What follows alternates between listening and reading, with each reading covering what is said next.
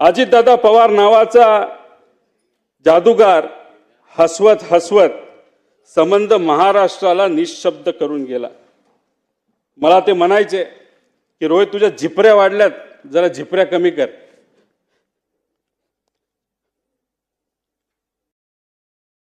त्या दिवशी एक आदरांजली म्हणून तिथं मी माझे केस कापले। ते मला म्हणायचे तू जरा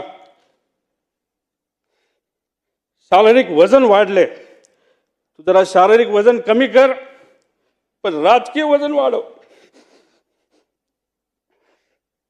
मी नुसतं म्हणायचो हो करतो, पण मी त्यांना शब्द देतो की माझी हेअरस्टाईल मी अशीच ठेवेल, शारीरिक वजन कमी करेल, राजकीय वाढवेल, पण एक गोष्ट मात्र खरी, ते मला म्हणायचे वरचं बटन वरपर्यंत लावत जा, पण काकांना एक सांगायचं 40-50 वर्षानंतर मी जेव्हा तुम्हाला भेटेल तोपर्यंत मी बटन असंच उघडे ठेवणार, त्यावेळेस मात्र तुम्हाला भेटल्यानंतर हे बटन मी त्या ठिकाणी लावेल, कारण शेवटी हे बटन असं ठेवल्यानंतर तुमची आठवण त्या ठिकाणी मला नक्कीच त्या ठिकाणी येईल।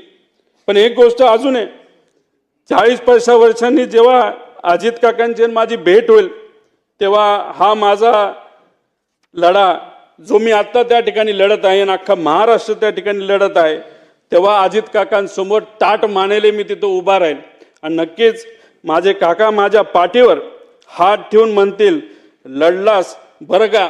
आणि या गोष्टी ऐकण्यासाठीच हा जो छोटासा लढा पण महत्त्वाचा लढा त्या ठिकाणी मी व सर्वांनी तिथं हातात घेतलाय, तो पूर्ण केल्याशिवाय राहणार नाही।